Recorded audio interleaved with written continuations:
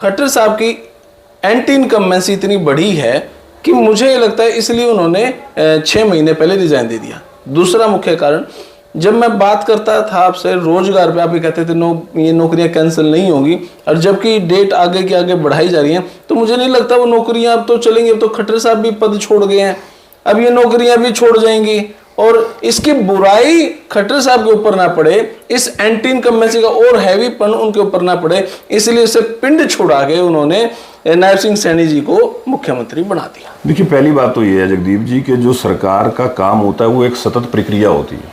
2 वैकेंसियां, एक group C, एक group D. ठीक है, आपने ग्रुप डी का रिजल्ट निकाल दिया। जो बच्चे एमफिल पीएचडी करके जेई लगना चाहते थे, बड़ी बड़ी नौकरियों में लगना चाहते थे, आज उनकी मजबूरी है ग्रुप डी में चले गए। वही बच्चे ग्रुप सी में, वही बच्चे ग्रुप डी में हैं। अगर आप पहले ग्रुप सी का रिजल्ट निकाल देते तो ग्रुप डी में जो बच्चे बचते वो उसमें चले जाते।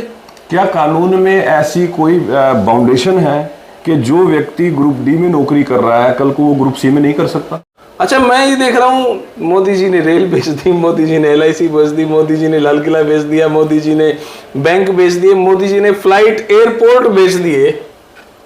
अब 2024 के बाद, इन 10 सालों में इतना होने के बाद, अब इन 2024 से 29 में क्या क्या घटनाएं घटने वाली है। तो सारे भैया ने भाई मेरी राम राम। मैं जगदीप शर्मा, स्टेप अप जय सर यूट्यूब चैनल पर आपका स्वागत करता हूं। भाई जिन भैया ने मेरा चैनल पसंद हो तो रिस्पेक्टली, ड्यू टू रिस्पेक्ट आप मेरा चैनल देखो। जिन्होंने मेरी शक्ल और मेरा चैनल नहीं पसंद तो बिल्कुल ना देखो, कोई धक्का नहीं है आपके साथ। विषय है हमारे पास रोजगार का, और विषय है लोकसभा चुनाव का। हमारे साथ फिर से वही बड़ी शख्सियत हैं जो ऑथेंटिक जानकारी देने में सक्षम है। मुख्यमंत्री साहब के सचिव, अब मैं कंफ्यूज हो गया, हमारे मुख्यमंत्री मनोहर लाल जी खट्टर जी के सचिव, और हमारे प्रिय वक्ता श्री प्रवीण आते जी। सर जी नमस्कार। जयराम। नमस्कार। नमस्कार जयराम जी की। जगदीप जी सर कैसे हैं आप? बहुत बढ़िया, आप बताएं कैसे हैं? मैं एकदम बढ़िया हूँ सर। सर मेरा सवाल बहुत लेंथी है और उम्मीद करता हूँ आपका जवाब भी उतना शानदार होगा। मोदी जी की रील चल रही है बहुत सारी। देखो, भाजपा है, कांग्रेस अपने अपने स्तर पे प्रचार करती है, उनका अपना तरीका है, आपका अपना तरीका है।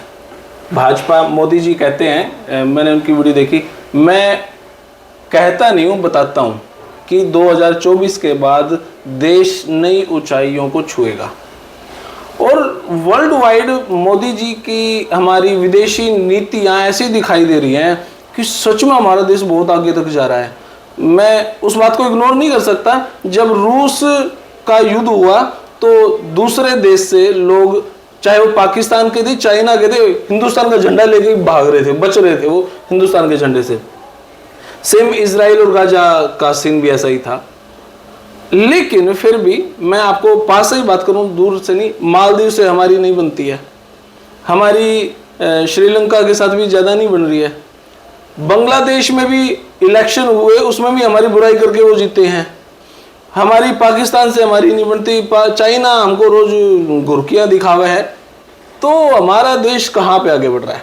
इसके बावजूद हमारा डॉलर 78 था, अब 82-83 के लगभग होगा, वो भी बढ़ रहा है। कहाँ तो कह रहे थे कि डॉलर और रुपया बराबर हो जाएगा, एक रुपया इक्वल टू $1, वो भी नहीं हुआ। जीडीपी की आप तो कह रहे हैं हमारी बढ़ रही है, उधर मैंने क्या नाम है, स्वामी सुब्रमण्यम जी का इंटरव्यू देखा, वो तो कह रहे हैं ये तो फेक है।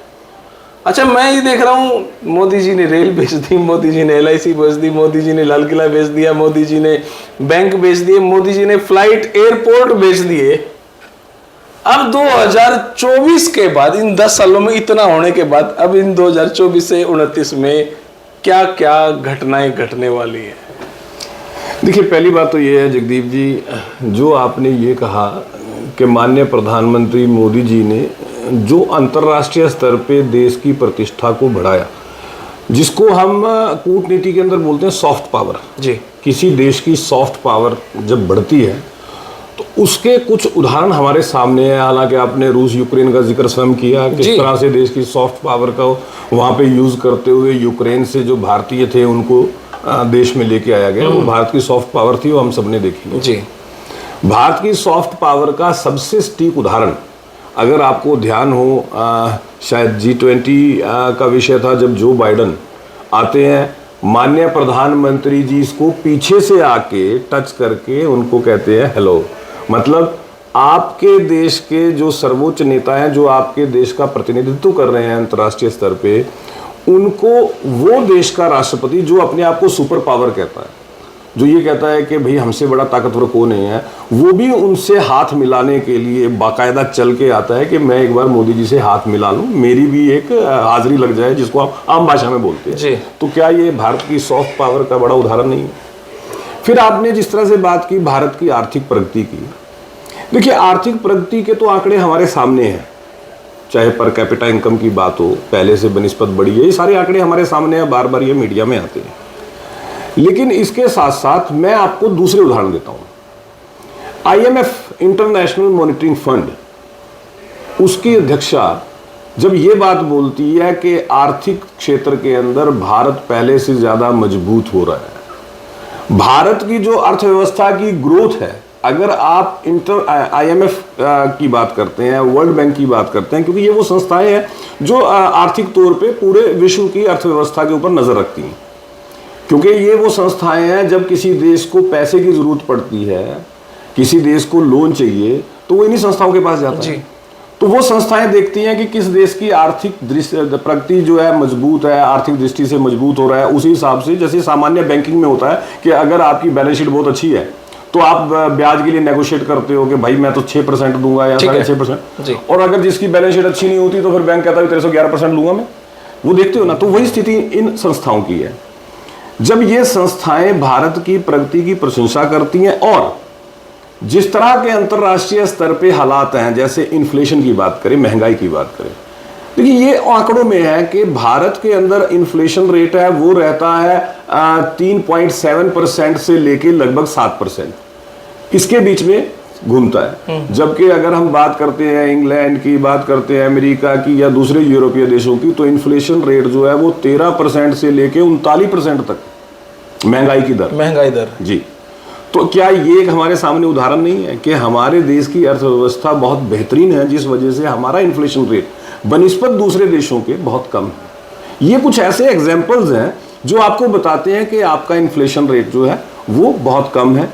और सबसे बड़ी बात, जब हम बात करते हैं कि हमारी विदेश नीति की, हालांकि मुझे लगता है कि इस पे विषय पे चर्चा करने के लिए हमें कई बिंदुओं को देखना होता है जी, लेकिन देखिए अंतर्राष्ट्रीय स्तर पे होता यह है कि किस देश में किस पॉलिटिकल आइडियोलॉजी की सरकार है, क्योंकि हर कंट्री अपनी आइडियोलॉजी, जो भी सरकार वहां बनती है वो अपनी आइडियोलॉजी के हिसाब से अपनी विदेश नीति तय करती है। जैसे आपने मालदीव का जिक्र कर दिया, आप जिक्र करते हैं चाइना का, आप जिक्र करते हैं किसी दूसरे कंट्री का।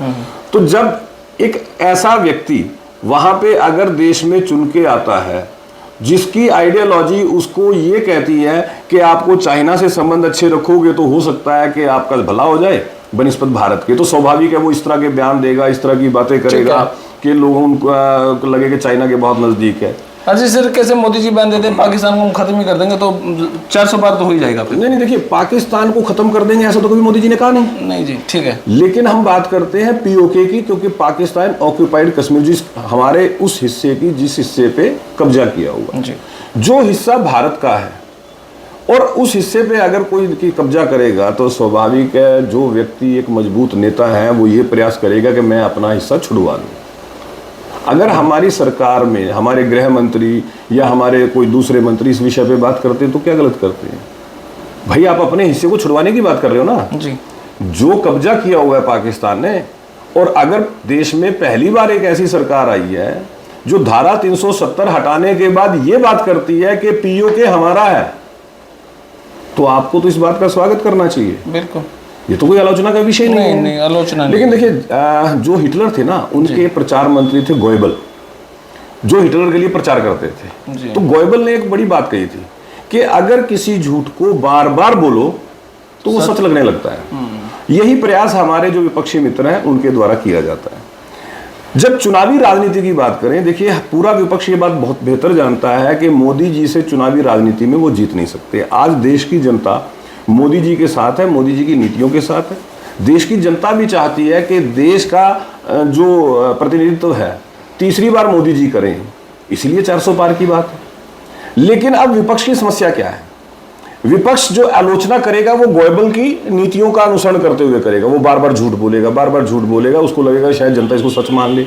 जैसे एक उदाहरण देता हूं, जब राफेल का विषय आया था, जिस विषय की जो हमारे ऑडिटर जनरल हैं वो जिसकी जांच कर चुके हो, जिसके ऊपर अपनी रिपोर्ट एजी साहब दे चुके हो, सुप्रीम कोर्ट जिसके ऊपर स्पष्ट तौर पे कह चुकी हो कि इसमें किसी तरह कोई गलत नहीं हुआ, कोई घपला नहीं हुआ, जिसके ऊपर सुप्रीम कोर्ट ने स्पष्ट कहा हो, उसके बावजूद अगर राहुल गांधी बार बार ये कहेंगे कि चौकीदार चोर है, चौकीदार चोर है, तो उसका जवाब कौन देता है? जनता। जनता ने दिया था ना 2019 में।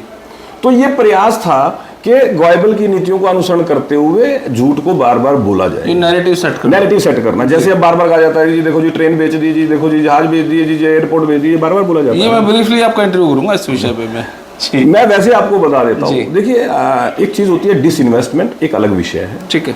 और जिस वक्त भारत के अंदर डिसइन्वेस्टमेंट का विषय आया तो उस वक्त तो मोदी जी प्रधानमंत्री नहीं थे, भारतीय जनता पार्टी की सरकार नहीं थी। बाकायदा डिसइन्वेस्टमेंट कमीशन बनाया गया, विनिवेश आयोग बनाया गया, एक बोर्ड बना दिया गया जो इन चीजों को देखेगा। डॉक्टर मनमोहन सिंह देश के एक छोटा उदाहरण आपको देता हूं मैं। 2000 में जब अटल जी की सरकार बनी, अगर अंतरराष्ट्रीय स्तर पे देखते हैं तो भारत जो है की अर्थव्यवस्था 14वें स्थान पे थी, 14th। अटल जी की सरकार में वो 14वें से आ जाती है 11वें स्थान पे, ठीक है। उसके बाद आ जाती है UPA government, doctor Manmohan Singh बन जाते हैं प्रधानमंत्री जी। अब डॉक्टर मनमोहन सिंह 10 साल प्रधानमंत्री रहते हैं, लेकिन जो अर्थव्यवस्था 14वें से 11वें स्थान पे आई थी वो लगातार 10 साल 11वें पे ही रहती है। फिर मोदी जी प्रधानमंत्री बनते हैं, वही अर्थव्यवस्था 11वें से कहां जाती है? 5वें स्थान पे। ऐसा क्या था कि जिनको हम बहुत बड़ा शास्त्री मानते थे, जिनका ये बहुत बड़ा प्रचार था कि अर्थशास्त्र के बहुत बड़े ज्ञाता हैं, उनके सरकार में रहते हुए हमारे भारत की अर्थव्यवस्था 11वें स्थान पे टिकी रही। उसमें ग्रोथ क्यों नहीं हुई? या तो डॉक्टर मनमोहन सिंह को काम नहीं करने दिया गया, या तो यही मतलब है, और या डॉक्टर मनमोहन सिंह के बारे में जो कहा जाता है वो गलत है। दोनों में से कोई एक बात तो गलत है ना? तो सही, हाँ ठीक बात है, ठीक है ना? बिल्कुल। और जिस तरह की जानकारियां राजनीतिक हलकों में हैं वो हम सब जानते हैं कि यूपीए की जो सरकार थी उस सरकार को असल में पीछे से सोनिया जी चलाती थी, ये हम सब जानते हैं। और इसी वजह से मुझे लगता है कि सरकार के निर्णयों में हस्तक्षेप होता था, जिसका नतीजा ये हुआ कि 11 नंबर पर अर्थव्यवस्था 11 नंबर पर रहती है, उस पर कोई प्रगति नहीं होती। तो ये तो कुछ ऐसे उदाहरण हैं जो हमें ये बताते हैं कि भारत की अर्थव्यवस्था में ग्रोथ।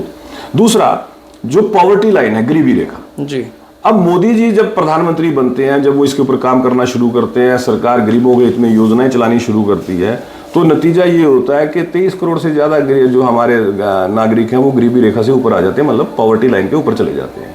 इसका मतलब क्या है कि आर्थिक स्थिति के अंदर प्रगति। हमारा एक्सपोर्ट 2014 के बनिस्बत बढ़ जाता है। हमारा जो ट्रेड डेफिसिट है, ट्रेड डेफिसिट का मतलब ये है कि आप कितना एक्सपोर्ट करते हो और कितना इंपोर्ट करते हो, उसके बीच का जो अंतर है। मान लीजिए आप एक्सपोर्ट तो करते हो 100 रुपए का, लेकिन इंपोर्ट करते हो आप 150 रुपए का, तो इसका मतलब आपका ट्रेड डेफिसिट कितना हो गया? 50 रुपए। लेकिन मोदी जी प्रधानमंत्री बनते हैं, इस क्षेत्र में काम होता है तो आपका ट्रेड डेफिसिट घटना शुरू होता है। मोदी जी ने जब ये कहा made in India, make in India, मतलब स्वदेशी के ऊपर जब उन्होंने फोकस करना शुरू किया, वोकल फॉर लोकल का जब उन्होंने बात करनी शुरू की, जब इस क्षेत्र पे काम होना शुरू हुआ तो नतीजा ये हुआ कि हमारा इंपोर्ट कंपैरेटिवली कम होना शुरू हुआ, हमारे एक्सपोर्ट में बढ़ोतरी होनी शुरू हुई और इस वजह से हमारा ट्रेड डेफिसिट कम होना शुरू हुआ। दूसरा देखिए, जो विदेशी मुद्रा भंडार होता है, आपके पास खजाने में कितना विदेशी मुद्रा भंडार है, इसका प्रभाव इस बात पे पड़ता है कि आपको जो चीजें अपनी जरूरत की जो आपके देश में नहीं बनती वो बाहर से मंगवानी पड़ती है, और बाहर से मंगवाने के लिए आपको डॉलर चाहिए क्योंकि पेमेंट डॉलर में होती है जी। तो आपके पास खजाने में कितना डॉलर है कि आप बाहर से अपनी जनता के जरूरत के सामान को मंगवा सकें। जितना ज्यादा आपके पास विदेशी मुद्रा भंडार होगा, स्वाभाविक है उतनी ही आपकी आर्थिक कैपेसिटी बढ़ जाएगी। आज हमारा $600 बिलियन से ज्यादा का विदेशी मुद्रा भंडार है, पहले की तुलना करके देखो, एक स्थिति तो ऐसी थी कि सोना गिरवी रखने की नौबत आ गई। हाँ, ये सुना था मैंने। तो ये क्या है, आपका विदेशी मुद्रा भंडार कैसे बढ़ा भाई? आपका एक्सपोर्ट बढ़ा हुआ ना, बाहर जब आपने माल बाहर भेजा, उसके बदले में आपको डॉलर मिला, वही डॉलर तो आपके खजाने में। तो यूपीए टाइम में कितना था 2013 में 14 में? जहां तक मुझे ध्यान है कि डॉक्टर मनमोहन सिंह के समय में ये कोई 98-96 Only? हाँ हाँ हाँ, अरे अभी आप 600 बोल रहे हैं है, वो 96 बिलियन था केवल, अब 600 बिलियन है वो। 6 फिगर देखो मुझे ध्यान। हाँ, यही तो प्रगति है। और प्रगति को कैसे मानते हैं आप? भैया आपने माल बाहर भेजा, उसके बदले आपको डॉलर मिला, जो डॉलर आज आपका विदेशी मुद्रा भंडार में पड़ा हुआ है। ओके, ये प्रभाव है। आज तेजस जैसा एक जो एयरक्राफ्ट आप तैयार करते हैं जी, जो लड़ाकू जहाज है, उस तेजस के ऑर्डर विदेशों से आपको मिलने शुरू होते हैं। दूसरे देश उस तेजस की क्वालिटीज को देखते हुए आपको ऑर्डर देते हैं कि हमें भी ये जहाज दीजिए बना के। हिंदुस्तान एरोनॉटिक लिमिटेड, जिसका ये काम है, जो कंपनी बंद होने के कगार पे थी, सरकारी कंपनी है, बंद होने के कगार पे थी, लेकिन आज मोदी जी ने अपनी नीतियों से स्थिति पैदा की कि तेजस जो है हेलीकॉप्टर्स बना रही है, हिंदुस्तान एरोनॉटिक लिमिटेड जो है वो तेजस जैसा जहाज बना रही है, वो दूसरे हथियार बना रही है। ये क्या है? ये नीतियों का प्रभाव है जो आपको नजर आता है, और इसको हमें देखना पड़ेगा, इसको आप इग्नोर नहीं कर सकते। नहीं, ठीक बात है। जब कहाँ पे तो 600 बिलियन और वो भी डॉलर में। ओके जी, ठीक है, ये तो नेशनल इंटरनेशनल की बात है। अब मैं बात करता हूँ हरियाणा की राजनीति पे। हरियाणा में हर चीज़ महंगाई किस तरह है, और मैं महंगाई को तो मैं इतना ही तवज्जो नहीं देता, तवज्जो देता हूँ नौकरी को। अगर व्यक्ति के पास नौकरी होगी तो 2 रुपये किलो, 4 रुपये किलो, 10 रुपये किलो महंगी चीज़ खरीद लेगा। अभी खट्टर साहब की एंटी इनकम्बेंसी इतनी बड़ी है कि मुझे लगता है इसलिए उन्होंने 6 महीने पहले रिजाइन दे दिया। दूसरा मुख्य कारण, जब मैं बात करता था आपसे रोजगार पे, आप ये कहते थे ये नौकरियां कैंसिल नहीं होंगी, और जबकि डेट आगे के आगे बढ़ाई जा रही है, तो मुझे नहीं लगता वो नौकरियां अब तो चलेंगी। अब तो खट्टर साहब भी पद छोड़ गए हैं, अब ये नौकरियां भी छोड़ जाएंगी, और इसकी बुराई खट्टर साहब के ऊपर ना पड़े, इस एंटी इनकम्बेंसी का और हैवीपन उनके ऊपर ना पड़े, इसलिए इसे पिंड छुड़ा के उन्होंने नायब सिंह सैनी जी को मुख्यमंत्री बना दिया। देखिए, पहली बात तो ये है जगदीप जी कि जो सरकार का काम होता है वो एक सतत प्रक्रिया होती है। जब सरकार कोई काम शुरू करती है, वो काम आगे चलता रहता है, भले ही सरकार का प्रतिनिधित्व कोई भी व्यक्ति कर रहा है। आप पहले इस बात को समझिए। ऐसा नहीं है कि एक व्यक्ति अगर उस पद पे नहीं रहा तो वो काम बंद हो जाएगा। जो मतलब 19 तारीख की सुनवाई, उस पर सीरियस सुनवाई होगी डेफिनेटली। पहली बात तो ये है। दूसरी बात, मुझे थोड़ा सा हैरानी भी होती है कि मनोहर लाल जी ने 1,30,000 के करीब पक्की सरकारी नौकरियां दी, बजाय उसकी प्रशंसा करने के जो कुछ नौकरियां किन्हीं अन्य कारणों से या कुछ लोगों की वजह से कोर्ट के अंदर पड़ी हुई लटकी हुई हैं, उसके ऊपर आलोचना करना शुरू कर दें। मुझे लगता है ये उसका कारण मैं आपको बता देता हूँ जी। 2 वैकेंसी है, एक ग्रुप सी, एक ग्रुप डी। ठीक है, आपने ग्रुप डी का रिजल्ट निकाल दिया। जो बच्चे एमफिल पीएचडी करके जेई लगना चाहते थे, बड़ी बड़ी नौकरियों में लगना चाहते हैं, आज उनकी मजबूरी ग्रुप डी में चले गए। वही बच्चे ग्रुप सी में, वही बच्चे ग्रुप डी में है। अगर आप पहले ग्रुप सी का रिजल्ट निकाल देते तो ग्रुप डी में जो बच्चे बचते वो उसमें चले जाते।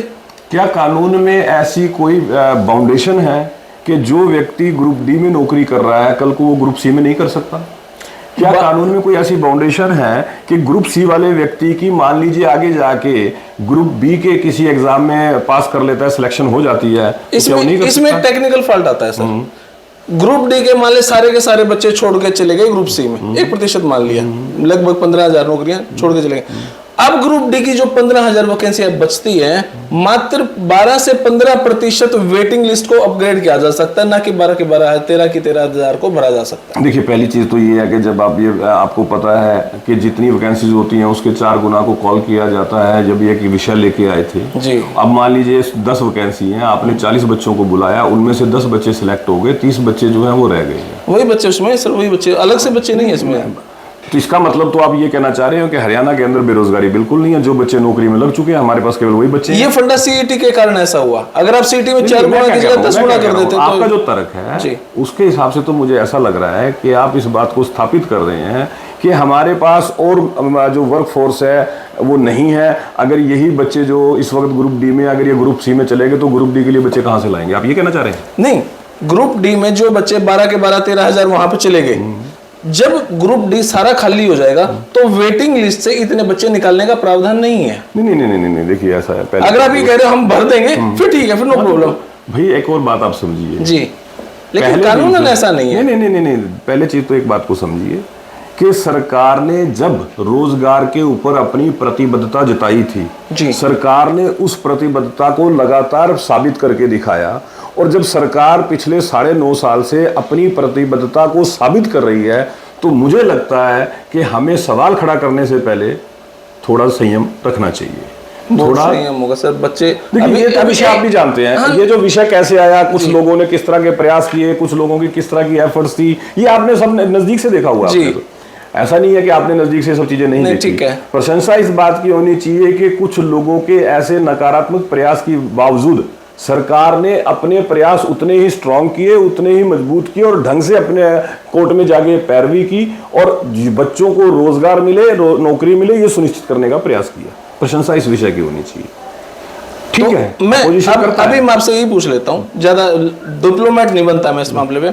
19 तारीख को जो सुनवाई है, एजी साहब, चेयरमैन साहब, सबका सब सारी टीम जाएगी? देखिए, कैंसिल होने के चांस नहीं। देखिए, हमारी तरफ से ये प्रयास है कि जो माननीय कोर्ट के अंदर विषय है उस विषय पे हम अपनी बात मजबूती से रखें, माननीय कोर्ट के सामने उन सब तथ्यों को मजबूती से रखें और ये उम्मीद करके चलें कि माननीय कोर्ट जो भी निर्णय देगी वो बच्चों के हक में आएगा। हमारा ये प्रयास है और मुझे पूर्ण विश्वास है सरकार के प्रयासों पे और जो लोग इस विषय को देख रहे हैं उनकी काबिलियत पे। आप निश्चिंत रहिए, लोग भले कितनी कोशिश कर लें, लेकिन हरियाणा के युवा को नौकरी देनी है, ये हमारी प्रतिबद्धता थी, है और रहेगी।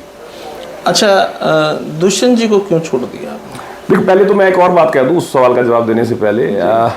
नायब सैनी जी मुख्यमंत्री बने और विधानसभा में जब उन्होंने बोला तो आपने शायद सुना होगा, उन्होंने बड़ा स्पष्ट तौर पे कहा कि मनोहर लाल जी ने जो काम शुरू किए हैं, मनोहर लाल जी ने जो योजनाएं हरियाणा में इम्प्लीमेंट की हैं, उनके कामों को आगे बढ़ाएंगे, ये मेरी सरकार की प्रतिबद्धता है। ठीक है, तो इस विषय को तो हम मान के चले कि विषय बड़ी मजबूती से आगे बढ़ेगा। ठीक है जी। अब जो बात आपने देखिए दुष्यंत जी की कही, देखिए चुनाव के अंदर हम पहले दिन से गठबंधन के विषय में एक बात कहते थे कि हमारा जो गठबंधन है वो पोस्ट पोल अलायंस है, प्री पोल अलायंस नहीं है। मतलब हमने जेजेपी के साथ मिलकर चुनाव नहीं लड़ा था।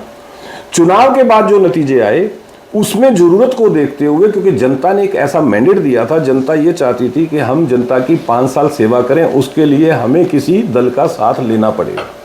तो हमने जेजेपी का साथ लिया और जनता की सेवा करनी शुरू की।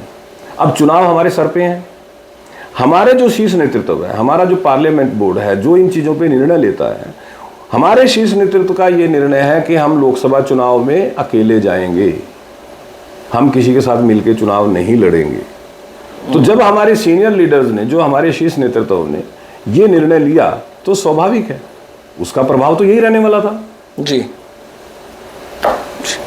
अब ये जो 4-5 और लोकसभा रहेगी, इनके नाम कब तक आ जाएंगे सर? ज्यादा इंतजार नहीं करना पड़ेगा, आज शाम तक उम्मीद कीजिए, बहुत ज्यादा इंतजार नहीं करना पड़ेगा। आम जनता को क्या मैसेज दे रहे हैं सर? देखिए, मेरी तो सभी लोगों से ये अपील है कि भारतीय जनता पार्टी को आपने सेवा करने का जो मौका दिया था, भारतीय जनता पार्टी ने लगातार ये प्रयास की, मुख्यमंत्री मनोहर लाल जी ने अपने 9.5 साल के कार्यकाल के अंदर, और अब नायब सैनी जी ने जो विधानसभा के अंदर प्रतिबद्धता जताई है, जो जनहितैषी योजनाएं हरियाणा के अंदर मनोहर लाल जी ने शुरू की थी, नायब सैनी जी उन योजनाओं को इसी तरह से आगे बढ़ाएंगे और जनता के हित में लगातार काम करते हुए हरियाणा की इस प्रगति को और आगे लेके जाएंगे। तो जनता भी हमारे इन प्रयासों की, जो हमने, सरकार ने, मनोहर जी ने हरियाणा के हित के अंदर काम करते हुए हरियाणा की आर्थिक प्रगति की, हरियाणा के किसान की खेती को जोखिम फ्री किया, किसान के लिए 54 से ज़्यादा योजनाएं हरियाणा प्रदेश में चलाई, युवाओं को पक्की सरकारी नौकरी देने के साथ साथ प्राइवेट रोजगार युवाओं को मिले, इसके लिए अलग अलग नीतियां बनाई।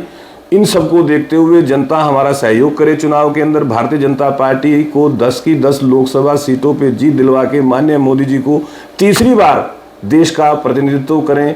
इस तरह का आपका आशीर्वाद हमें ज़रूरत है, चाहिए। बहुत बहुत शुक्रिया सर, धन्यवाद। तो भाई ये वीडियो तो फिलहाल इतनी है, लेकिन मैं एक मैसेज देना चाहूँगा हमारे मुख्यमंत्री साहब, पूर्व मुख्यमंत्री साहब श्री मनोहर लाल जी को। जिस दिन आपने रिजाइन दिया था, मेरे बहुत सारे लोगों के फ़ोन आए कि सर यार आज तो आंखों में पानी आ गया, हमारे मुख्यमंत्री साहब ने रिजाइन दे दिया, बहुत शरीफ ईमानदार हैं।